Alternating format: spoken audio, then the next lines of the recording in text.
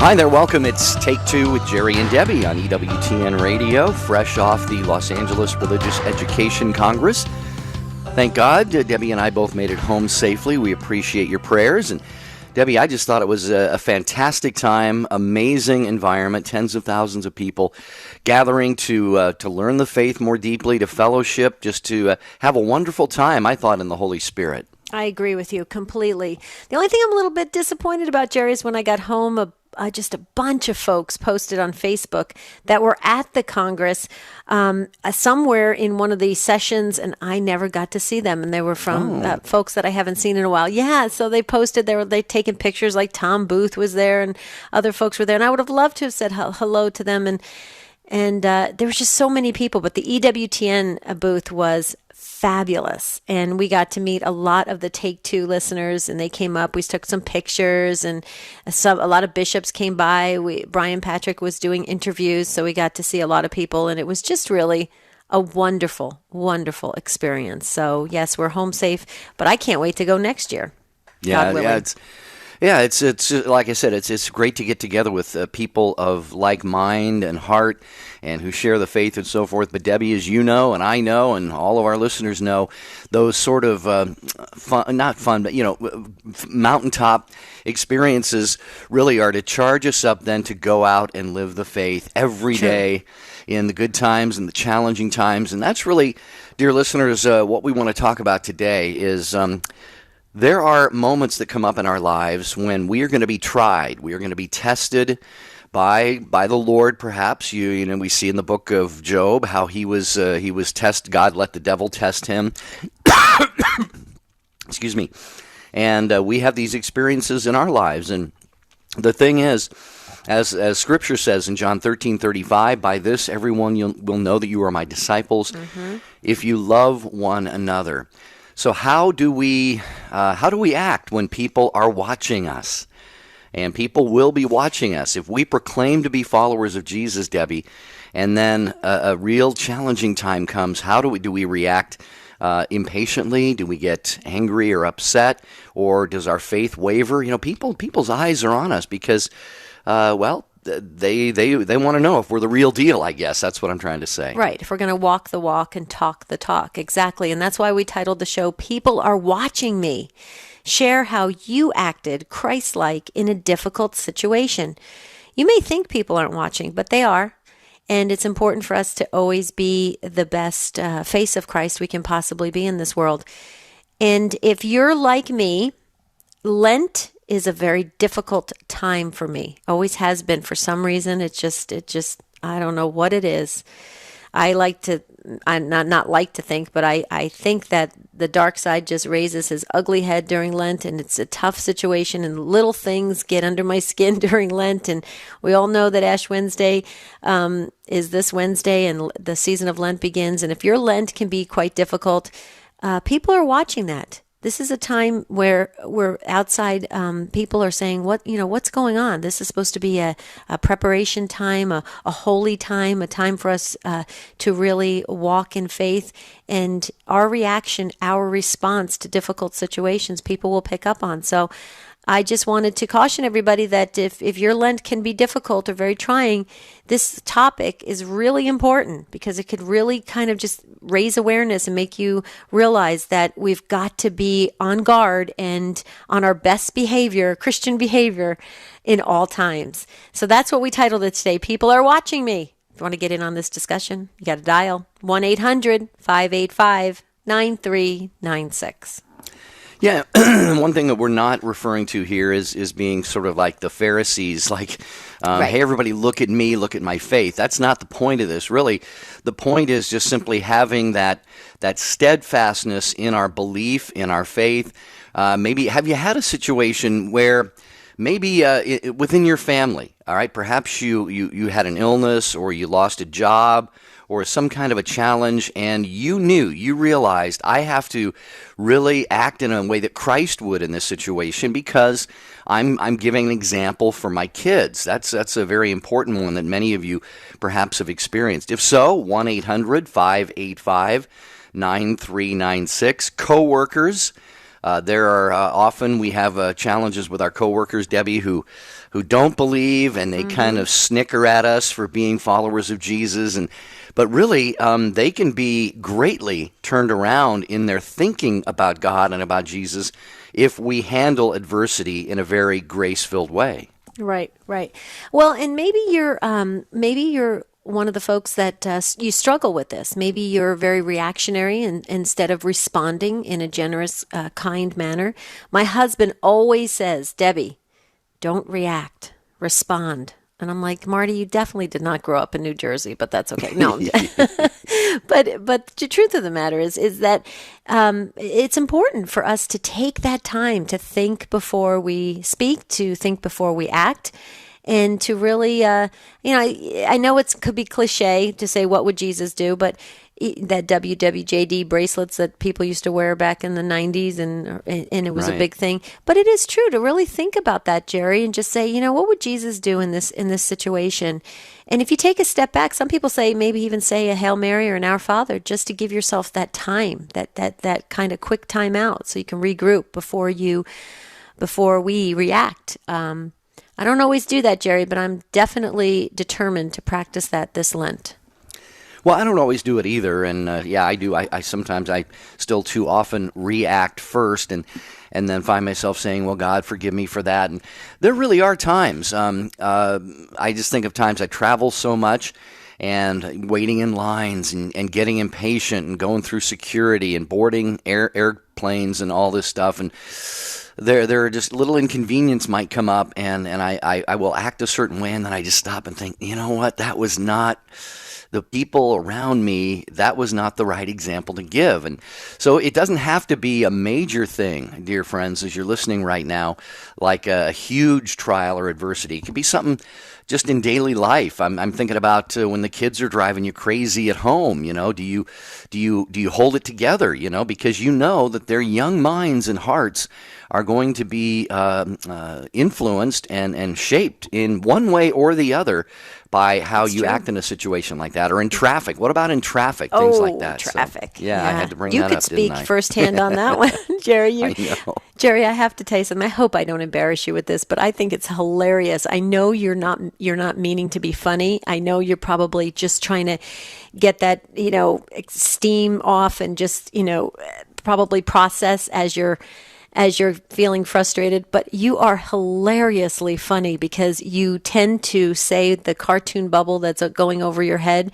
and you'll be in an airport line and somebody will cut in line and you'll just blurt out something like, "Oh, don't worry, I wasn't standing here. You just go ahead of me." And it's hilarious. I crack up every time I'm with you because, I think you kind of do that just to get the frustration to let off a little bit of steam. Yeah. Yeah. Well, Yeah. no, I don't. Yeah, I try not to. But I don't say it, at people or so they can hear me. But no, we have actually a show for that coming up later at the end of the week. We do? Do you talk to yourself? Yeah, on Friday is the show. Do you talk to yourself? Did you do that one? Did you come up with that one? Oh yeah, I talk to myself all the time. I talk to myself too. I actually pray a lot out loud. And the other day I was actually praying at the airport. I was at the airport and I didn't realize I was praying out loud. And the guy across, he was charging his phone and he said, "Are you praying?" And I went, "Oh my goodness, am I praying out loud?" So that's probably a good thing. Maybe it was a form of evangelization. I don't know. But if you want to get on this great discussion, it's Monday. Come on, you guys. You don't want to let us down. There's one open phone line. Fill it up. 1-800-585-9396. People are watching us. They're watching us as Christians, how we react, how we respond. That's what we're asking you today when difficult situations come up in front of you. How do you handle them? This is Take Two with Jerry and Debbie. We're so glad you're with us. Be right back.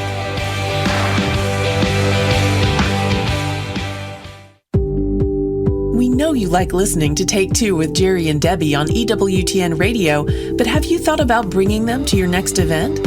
No matter what type of event you're hosting, parish mission, conference, or retreat, trust Jerry and Debbie to make it come alive. Begin the process today of taking your presentation to the next level of success. For information on booking Jerry and Debbie, visit take2show.com, click on the J&D logo.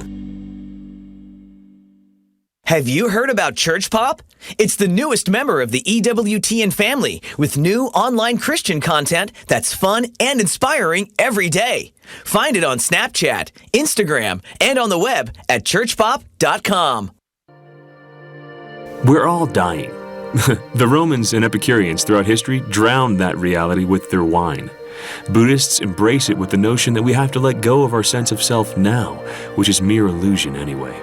Atheists try not to think about it too hard. But Christianity is the ultimate defiance.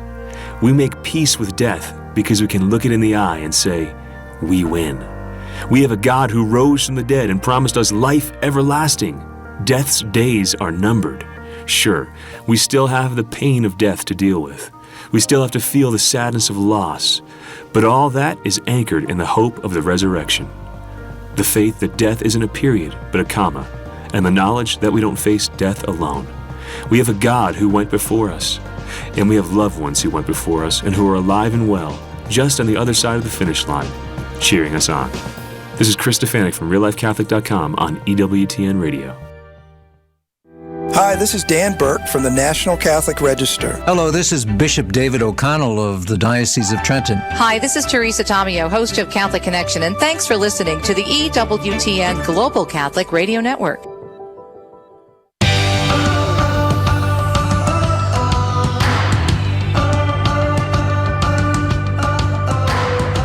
Good to be back with you here on the air. Take two with Jerry and Debbie on this Monday, couple days before Ash Wednesday. Can hardly believe that Lent is here already. If you'd like to join us in this conversation about being a Christ-like example when you just don't feel like it, something just went wrong or got a little adversity or maybe a big adversity. We have a chance to really influence a lot of people's minds and hearts. Again, not that we set out to be showy or like the Pharisees or, hey, everybody look at me, but we have these opportunities. We will act one way or another, and one way could lead someone closer to God and maybe the opposite way. So 1-800-585-9396. We're going to start with Cheryl, who's in Fargo, North Dakota, listening to EWTN Radio on Real Presence Radio. Hi, Cheryl. Welcome. Good morning. Hello. Good morning to you. Thank you. What are your thoughts on this? Well, what I had told your screener is kind of like just the jumping off point. What Debbie had said really, I can't just initially agree with, because there's a lot of tough situations, and I'm trying to say it doesn't matter who's watching. It's your own personal walk with Christ, and if you're having a bad day, you're having a bad day, and just do your best. But that being said, how to handle each different situation, there's a lot of differences. Sometimes bad situations, you really just have to hope that you remember to ask the Holy Spirit to help your tongue instead of just going and continuing with an argument. But also, if it is a bad situation, there's also the context of justice for yourself and being able to be fair to other people. So I guess the rest of my family's Lutheran, and it took about 2 or 3 years after I entered the church to get into going to daily Mass, and I love it. And they would just kind of like, well, what are you doing? And I'm just like, I'm going because I need to go.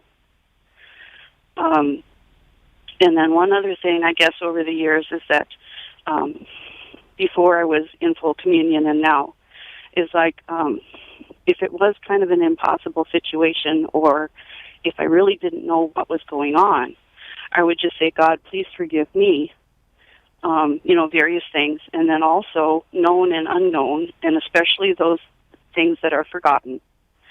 And please forgive those who sin against me, known and unknown, and especially those forgotten. And that really comes in handy on Divine Mercy Sunday. Yeah, absolutely. Cheryl, I think we're actually more aligned than you think, because what I think... I kind of figured. Yeah. And see, here's the thing is that what you said I think was so beautiful. Where as Christians, we're gonna do things that we're not always going to respond the right way. We're going to be having bad days. We're going to be having challenges. But what you said, I think, really hit home for me is that you acknowledge it. You help people along to understand. You have to do the follow-up, or you just really end up on the wrong path. Exactly. So yeah, you and I are in sync. And here's the thing, but there are Christians that will do some really not smart things and not apologize about it. They will just go on like, this is who I am, take it or leave it. This is who I am. And that is unfortunate because children and people are trying to see what it means to be Christian, because to be Christian, you have to, it's a tough walk. It's not for the faint hearted. You've got to really buy into it. Right. Yeah. Right. And the few kids that I know that are not Catholic, they see if someone is being stubborn. They know what stubborn is. So if somebody's not apologizing or if someone is staying mad, they know why. There's a lot of times they do know why, and it is because that's who the person is. So then you just pray for them and then you help them that way. Yeah, I love that, Cheryl, and I agree with what Debbie said. You've really added a lot to our conversation here, and I think that it really it's the two sides of the coin. We do have our personal relationship with God in one sense.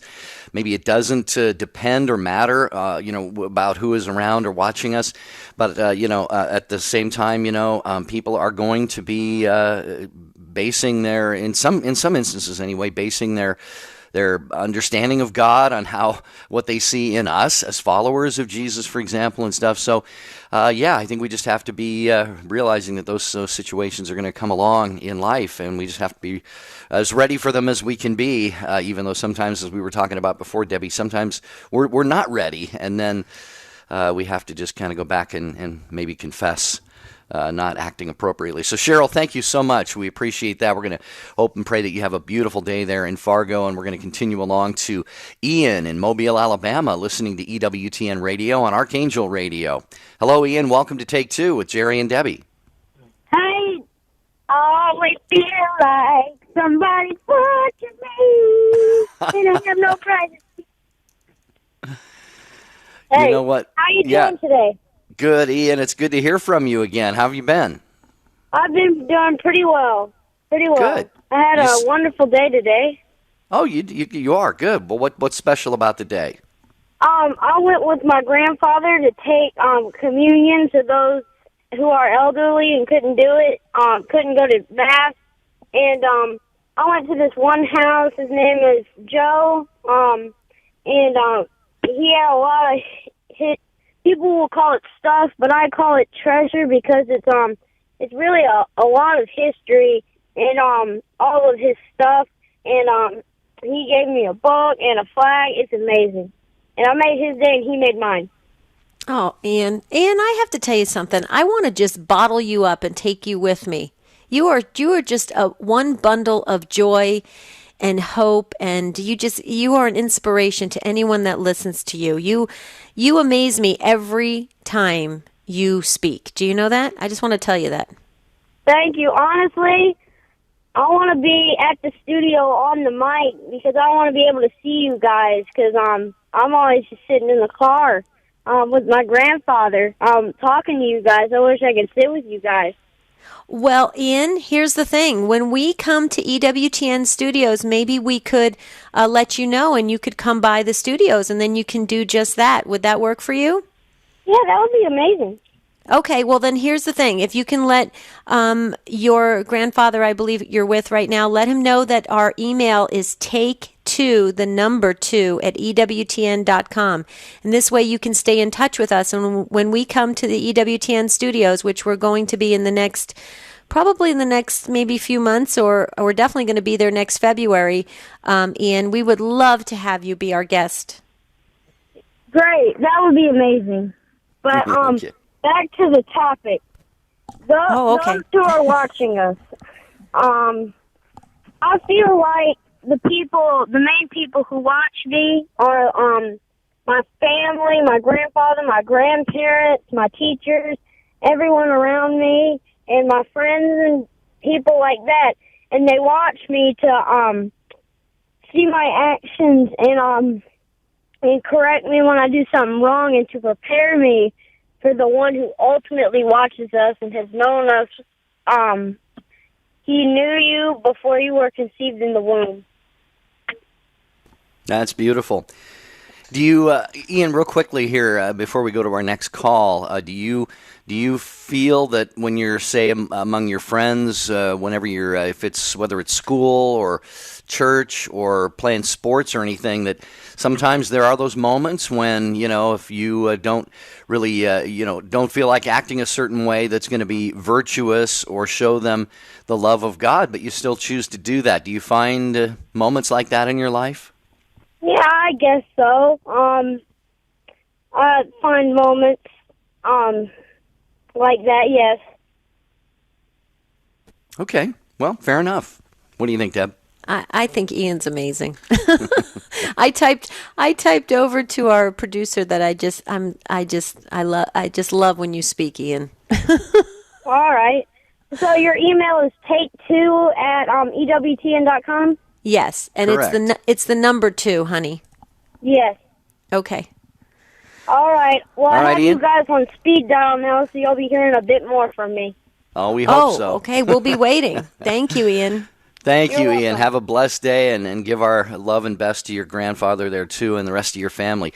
1-800-585-9396. Our jobs are now in jeopardy, Debbie. He's watching us. Yeah, and he wants our job. He's got us on speed dial. I love it.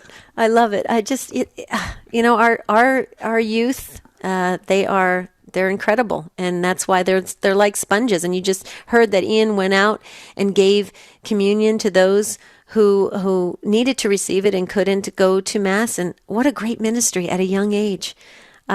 This is incredible stuff. This is why we do this show, so that we can learn and grow together. So thank you, Ian, if you're listening. Thank you again for that beautiful call. And I agree with Jerry. Thank your grandfather as well. Okay, Virginia, you are up next. You're listening to EWTN Radio in Texas on Guadalupe Radio Network. Hi, Virginia. Welcome to Take Two. I don't know how you're going to follow Ian, but try. He's so darling. I wish I had more kids like him. I have 9 children, and some of them are very joyful, and some of them are more challenging, but I love Ian's voice. I think that for me, I started learning because I have a hard time forgiving, getting over, getting offended, and I thought, what if I don't get offended? So I started making excuses for people and just thinking, oh, they don't know any better. Nobody has taught them. Nobody has told them. But the part that I have a hard time with is my own household, and especially if my hormones are out of whack.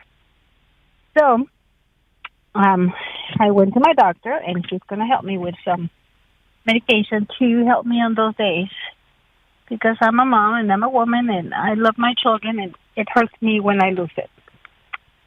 Right. So right. that's my 2 cents, and Well, thank you right. for the show.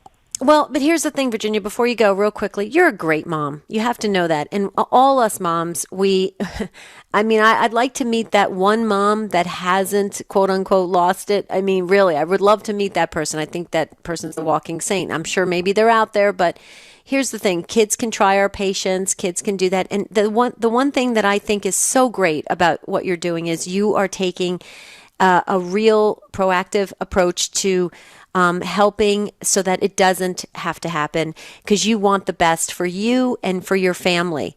And I think that is wonderful. That just goes to show your heart and what a great mom you are. And you're not just saying, well, that's it. That's who I am. You're really making an effort at it. I think that's beautiful. Here's the thing. In our own families, we can be the toughest on them because we expect so much from our family members, and they can disappoint us, and so that's something we do all have to work at. So Virginia, you're awesome. Thanks for blessing our conversation. This is Take Two with Jerry and Debbie. We'll be right back. This is Cy Kellett. Join me for Catholic Answers Live. It's 2 hours dedicated to Catholic apologetics and evangelization. Designed for Catholics and non-Catholics alike, it's your opportunity to hear from and talk with some of the leading apologists and theologians in the church today. You've got questions? We've got Catholic Answers. Catholic Answers Live, weekdays, 6 to 8 p.m. Eastern on EWTN Radio.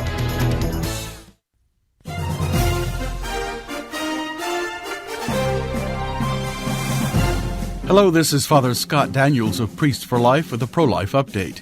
The third commandment requires us to keep holy the Lord's Day.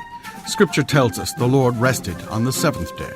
This was not because he was tired, but rather because he was foretelling the Sabbath day that Jesus would rest in the tomb after his work of offering the sacrifice of his passion and death. On that day, the Lord preached to the dead and bid them to leave the place of death and to come with him to life eternal.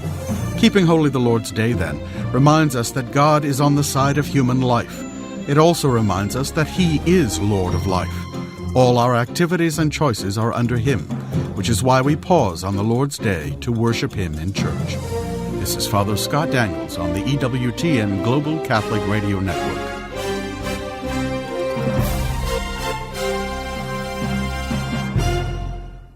If you're currently an EWTN media missionary or just interested in becoming one, we've got some great news.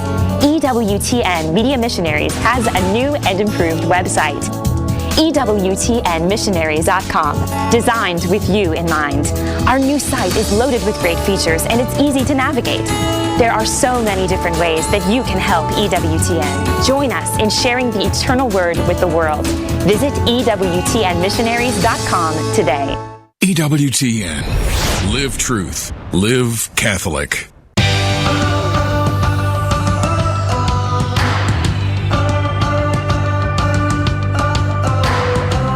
We are so glad you're with us, and we have a line open here. Please do join us, as we always say, your input, what you share, your takes, as we call them, on this program. That's why we call it Take Two. Really help to, they drive the show, they make it what it is, and you have a chance really to inspire and inform and enlighten and educate others who are listening and may not have a chance to call in, but are perhaps experiencing something similar to what you are. And today we're talking about, as we go through life, there are going to be opportunities, maybe even daily, for us to behave, respond, act in a certain way. Something doesn't go the way we like it to go. Maybe it's very serious. I can go back to my sister's illness and passing away a few weeks ago, and I was posting on Facebook, and I've had so many people, and I didn't do it for any applause or anything, but so many people just say thank you.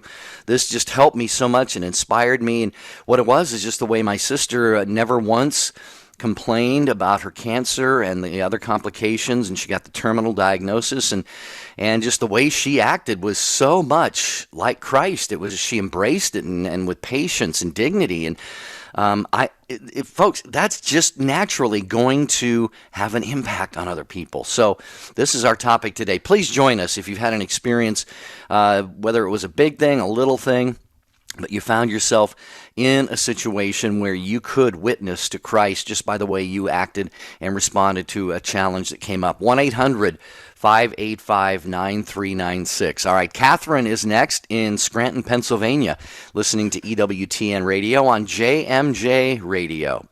Hello, Catherine. Welcome to Take Two. How are you today? Oh, hello. I'm good, thank you, Jerry, and I'm so sorry about your loss. Thank you. Thank you very much.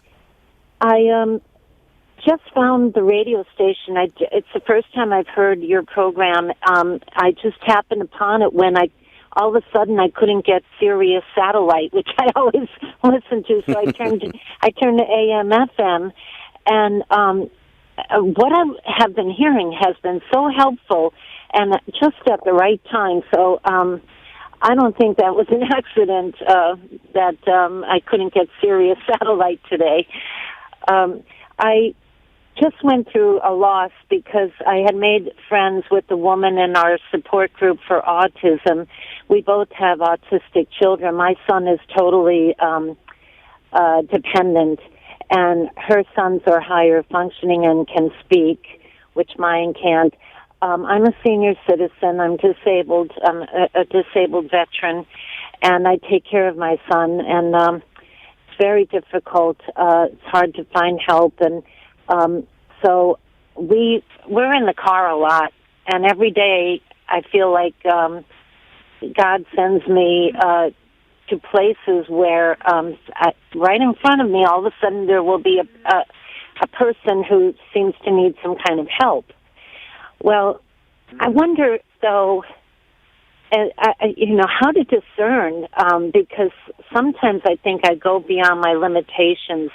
I've given people a lot of money and a lot of support emotionally and so on, and the whole time I talk to people, I'm speaking of Jesus and my adoration of the Lord, and I'm hoping to make a difference, but I think I surpassed my limitations, maybe with this woman with the autistic children. She said she sees and speaks to dead people, and she has ADHD, so her attention span is not that great. And she tested my patience recently. I felt she crossed the line when she was getting upset with me, and she mentioned something she disagrees with me about. She put it as a criticism on how I take care of my child, my grown son. And so I hung up the phone on her. She started texting me, and I lost patience with her because of her. I felt attacked. You know, my parenting is the most precious thing. I give my whole life, in my everyday is with my son, taking care of him. And for her to attack my parenting really hurt. And I felt like the devil himself led me into that situation, because right away she attacked my being a Christian, and she said all Christians have always let her down. So I feel the loss because I felt I was unsuccessful. If I had a mission that I put on myself, or whether Jesus gave it to me, I feel unsuccessful, but also the loss of the friendship. Sure. But Catherine, here's the thing. First of all, let's back up for one moment. I think you said did you serve in the military? Yes, ma'am. Thank you so much. Thank you so much for your brave service. You're welcome. Thank you. Thank Okay, you. so here's the thing. You sound like a really great soul that wants to make a difference in this world, and you obviously wanted to make a difference with this lady and the friendship. I think I heard you say, and I hope I heard it correctly, where you said, you feel bad that it didn't work out. It was lost. The mission's not lost. You believe it or not, whether it ended, however it ended, you planted seeds, and we let God do the rest. We have to focus on letting God. We got to sometimes get out of the way. We may start something, and it may not end the way we think it was going to end, but God has an ending for it. Believe me, He really does. And so your intentions were good, and that's going to bring forth I believe a smile from God, because your intentions were good. So go with it on that, first of all. Second of all, you losing your patience for her attacking your ability to how you mother your child, I don't blame you. That you're right. That's the most precious thing. I'm sure you probably said, hey, listen, I'm sorry I lost my patience, whatever, when you had that texting back and forth or whatever. But, here's the thing. Let's pray for her that she comes around. Obviously, she's wounded, and she said she was hurt by Christians.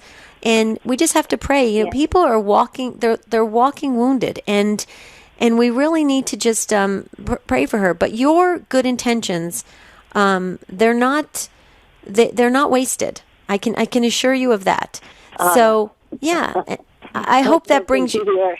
Yeah, I hope that brings you some comfort. I sure am glad you like to say that it's no accident. We agree with you. There's no accident that you tuned into the show, and we hope you continue to tune in every single day. We're on Sirius XM 130, We will, and your caller, I think her name was Cheryl. Cheryl, yes. She helped me so much with what she was saying, and your responses to her also. So I will continue to tune in. Thank you so much. Thank you, Oh, you Catherine. bet. Thank you. Yeah, thanks, Catherine. Again, it's channel 130 on Sirius XM. Also, folks, you can listen on the EWTN app. I have it on my phone. Debbie, I know you do. It's simple. It's free. Technology. Debbie, I think back. I've been in this business, radio, for about 37 years, and I think, I'm going to sound like I'm telling, stories to my grandkids, which I don't have any, but, the walk to work barefoot uphill both ways in the snow type of stories. But I got started splicing tape. We had reel-to-reel tape, and we had to, and the dinosaur days. Yeah, well, if you wanted to do something and have it precise, and you were just off by a tiny little bit, you lost it. Mm-hmm. And I'm just sharing this because, and then we had AM, FM stations, and that was really about it. And now, folks, you can listen to anything, anywhere in the world because of technology today. So spread the word about the EWTN app. And by the way, another great way to get fed in the faith and really rejuvenated, Debbie, you and I just did this recently. Go to EWTN. We had little Ian talking about wanting to be sit in on one of our shows today. Anybody who gets to Birmingham and certainly to Hanceville, where the Shrine of the Most Blessed Sacrament is, and you can pray at the tomb of Mother Angelica and all the other sisters who were there. Debbie, I would say if anyone's thinking about a pilgrimage and they're thinking, well, I can't afford to go to Fatima. This is the 100th anniversary of Fatima. I can't afford to go, or I can't afford to go to Lourdes or Guadalupe or whatever. Go to Hanceville. Go to EWTN and the Shrine. It was beautiful when we were there. That's why we're going back for the retreat. In February of 2018, we'll be announcing that shortly. That's why we're going back. We were so moved. It was an incredible experience. And to touch the crypt where Mother Angelica is laid to rest, oh my goodness. I keep talking about this. I was, Jerry, I was at a loss for words when we approached. All I could say to her was thank you. I kept saying thank you over and over again in my head. And it's a really amazing experience.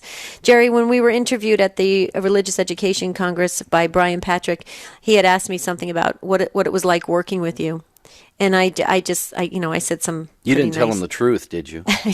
I said some pretty nice things about you. I did, yeah. They were filming it, but I said to Brian Patrick, and I think his eyes got really wide. I said, "Well, Jerry's been around before. I think even radio was created." So you're just confirming what I was saying a minute ago. You've been around a long time in radio, but that's a good thing, and I hope you go many, many more years. Okay, Jim, you've been waiting so patiently in Austin, Texas, listening on Sirius XM 130. We just talked about Sirius XM 130. Jim, welcome to Take Two. Welcome, and because of what Jerry just said, I have to say something first about EWTN. I visited Hanceville before the Y2K thing. One time I spent 3 days with the brothers in that little house that they were building, and Brother Bernard. Anyway, the point being is that when I went into the chapel, and this is a profound thing, I have never forgotten it, I would sit in the third pew on the right-hand side in the middle alone during the day. And the gold retablo was so intense that I had to keep my eyes closed. And every time I opened my eyes, it was like radar guided me right to the Eucharist in the monstrance. And I met Juan Antonio. Juan Antonio was the guy who was actually from Arte Grande in Spain, who actually was building it, because I was there at the time when they were finishing it up. And he explained to me when they had the tabernacle, was 240 pounds, took 9 months to make. It's sterling silver with gold overlay, right? And he said it took 9 months. But anyway, when it was done, he was sitting with Mother, and he says, the design of this tabernacle doesn't match your design of the retablo. And she said, well, what am I going to do? He says, I'm going to go back to Spain, and I'm an Opus Dei guy. He says, we're going to pray about it. That entire retablo came out of Arte Grande, Juan Antonio, and those guys praying. And I, like many people, are recipients of that grace. But I was, and that's why I'm communicating this. This is very, very important for your listeners to know this, that when you're concentrating on the Lord in a glorious environment, He'll guide you to exactly where you need to look. And I was stunned by it. Every time I opened my eyes, they're automatically locked on the host. And that monster is, I think, 8 or 8.5 feet tall. So, I mean, Right. it's an amazing thing. And another thing, Jerry, this is profound. I was there several times, and I had a stunning reaction to the whole thing.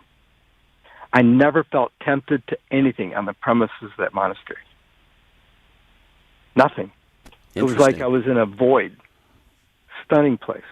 Yeah, I would it is encourage beautiful. everyone to avail themselves of it. As to the other thing, the matter about living, I heard on Moody Bible, I'll make this real quick, a spiritual barometer for any individual is how you're perceived when something happens that's not good.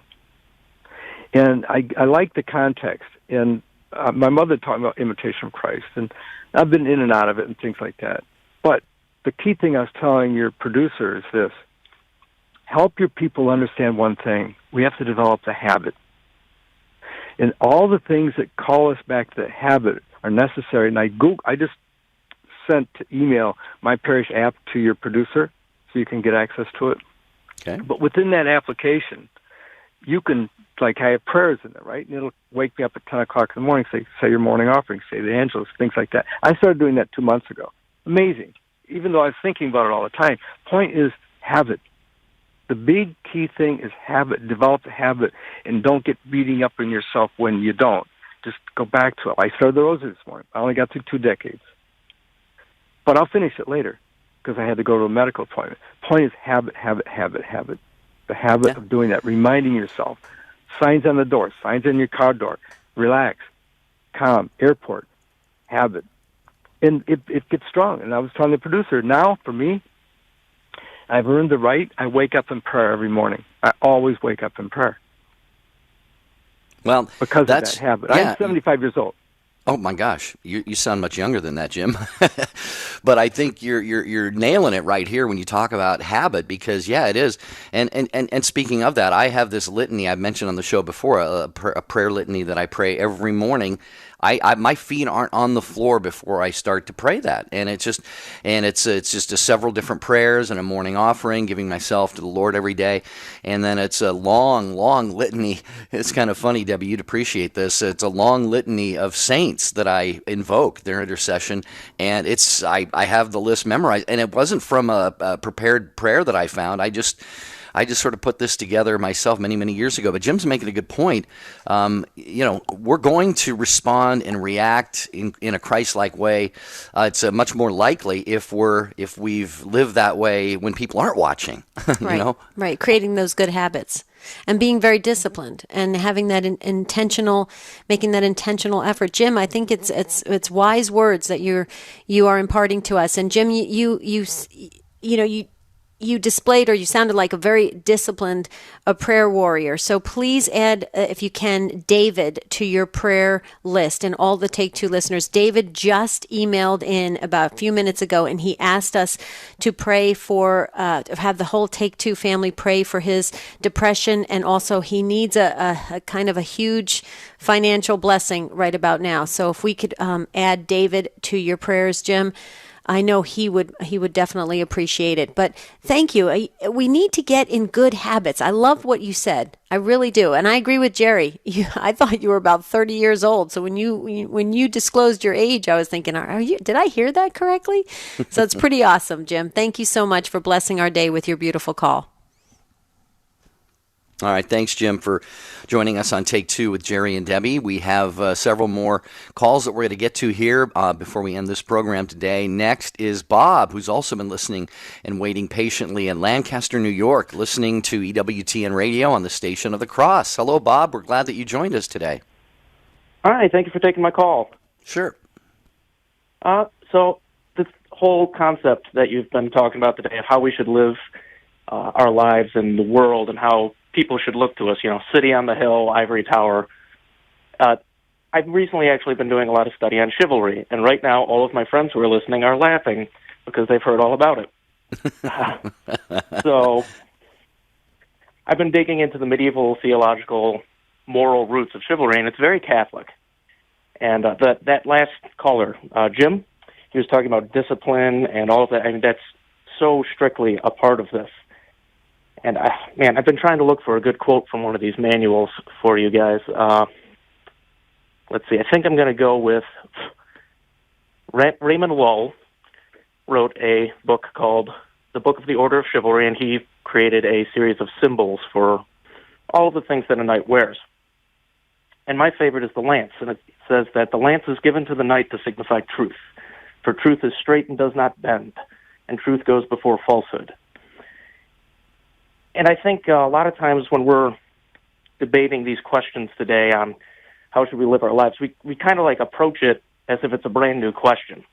A lot of these old thinkers have been working on this forever. I mean, you look at the saints, they have all sorts of advice and supplies for us to look into this. And I think for men today, somewhere in the last century or so, for some reason, the idea became that religion was effeminate, and that's not true. So I think for men today, looking back to these early roots of this very masculine, very powerful ethos that was in chivalry, even if it's just as simple as the more modern version of holding a door open for a lady, that gives us the discipline and it gives us the strength to follow through with God's commands and to live a life where we are seen as being different in the public's eye. Bob, I'm glad you brought this up. Debbie and I did a show. It's been some months back now. I don't remember the exact title. Is Chivalry Dead or something? We did an entire show on this very topic. I'm curious, though, Bob, what sparked your interest in this? You know, it's interesting. I've actually always been very interested in knighthood and whatnot, and it started because, you know, I've always been a little bit of a nerd. Dungeons and Dragons and Lord of the Rings, which is very Catholic as well. And so I started with this idea of honor and justice. I've always had a very strong call to justice. And from there, like probably around high school, I started writing my own thoughts. I've got a notebook somewhere that says philosophy and other thoughts. And I kind of abandoned it for a couple of years, and then come just around post-college, towards the end of college, I started picking it up again. I started looking into the Catholic roots of it. And it really dates back to probably the 7th or 8th century. I don't want to get too much into the history of it, but there were two movements called the Peace of God movement and the Truce of God movement, and how the church was trying to take a very divided and warring Europe and trying to tone down the violence. And a lot of those ideas transformed themselves into chivalry. And I just always found that very fascinating. And so just a couple years ago, I started buying these translated manuals. I've got 2 of them. And the more I read them, the more I see like direct references to Scripture. And Raymond Lull, who I was just quoting, was a contemporary of Thomas Aquinas. So he makes a lot of references to the Summa Theologica. And so, naturally I had to go out and buy one of those, or at least the commentary, not the full thing. It really strikes to both my Catholic heart and my masculine heart, this code of discipline and ethos and regular prayer and regularly going to Mass and not being afraid to be seen as a Catholic. Right. That's something we see a lot today, being afraid to be put forth and seen as a Catholic. Another part of that quote I was reading you to talks about the pennant on the end of the lance and how the truth reveals itself to all. Chivalry knights, sergeants in the orders weren't afraid to be seen as what they were. And I think that really harkens back to the subject you guys are talking about today. Well, Bob, thanks for sharing that. And I think chivalry is not dead. I think it's making a comeback. And boy, when we look at Debbie, we see men's movements, men's conferences, some really, really good signs, things going on. Our good friend Deacon Harold Burke-Sivers was just at a men's conference over the weekend. And it was, Bob, what you're talking about there. There are like even the little things like holding the door open for a lady or even for another man. Sometimes, though, Debbie, I've had this happen to me, and I'll hold the door open. They look at you funny. Yeah, they're kind of like startled, like, oh, thank you. What are you doing? They don't know how to react because Right. it's so foreign often to our culture today. So, Bob, great call. Really appreciate that. Thanks. Thank you, Bob. I just want to say you said that your friends heard all about it. I think it's great because we need to bring chivalry back, and guys need to not be afraid of it. Just do it because it'll start that movement and people will start appreciating it. And Bob, I love that you brought attention to it. Thank you so much. Did I say that right, or was that a double negative that I said? The guys need to not be afraid. Right. No, I think you said it right, yeah. Okay, good. I just want to make sure. People are watching, Debbie. People are listening. I know. Ian's going to be emailing me in a minute and saying, what did you just say? No.